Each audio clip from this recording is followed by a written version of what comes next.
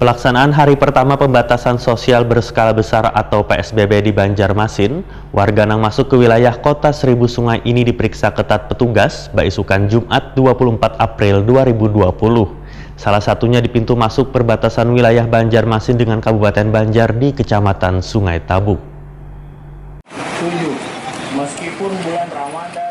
Pelaksanaan hari pertama pembatasan sosial berskala besar atau PSBB di Banjarmasin, warga yang masuk ke wilayah kota Seribu Sungai ini diperiksa ketat petugas Baisukan Jumat 24 April 2020. Salah satunya di pintu masuk perbatasan wilayah Banjarmasin dengan Kabupaten Banjar di Kecamatan Sungai Tabuk. Di lokasi ini didirikan pos pengamanan PSBB Banjarmasin yang dijaga petugas gabungan dari unsur TNI Wan Polri, Satpol PP Wan Dinas Kesehatan. Petugas gabungan ini melakukan pemeriksaan terhadap pengendara yang melintas ke arah Banjarmasin, kaya mencek suhu tubuh, kartu identitas hingga masker.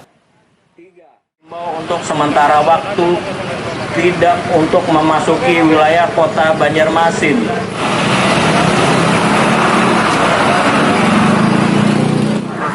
Atau COVID-19 dengan diberlakukannya PSBB.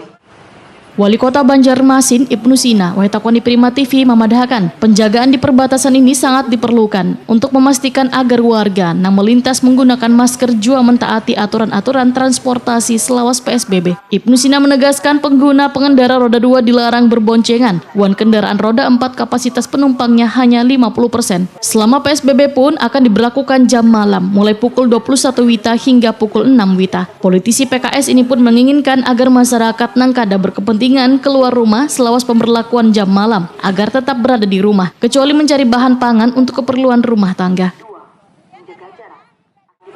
PSBB di Kota Banjarmasin, kami berharap dukungan dari semua pihak, terutama dari warga kota, termasuk juga di lintas batas Banjarmasin dengan kabupaten tetangga. Mohon maaf sedikit terganggu, dan ini juga sudah dilakukan sosialisasi kemarin selama 3 hari, dan mulai hari ini penerapannya. Kami berharap himbauan untuk diam di rumah, kemudian bekerja dari rumah, kemudian wajib menggunakan masker. Ya, wajib menggunakan masker. Oleh karena itu, mohon dukungan semuanya supaya kita bisa memutus mata rantai penyebaran virus corona ini atau COVID-19. Saya kira demikian, mudah-mudahan sampai 14 hari ke depan ini bisa didukung semua pihak dan kita bisa melihat angka penurunan dari penyebaran di Banjarmasin. Dengan jam malam gimana, Pak?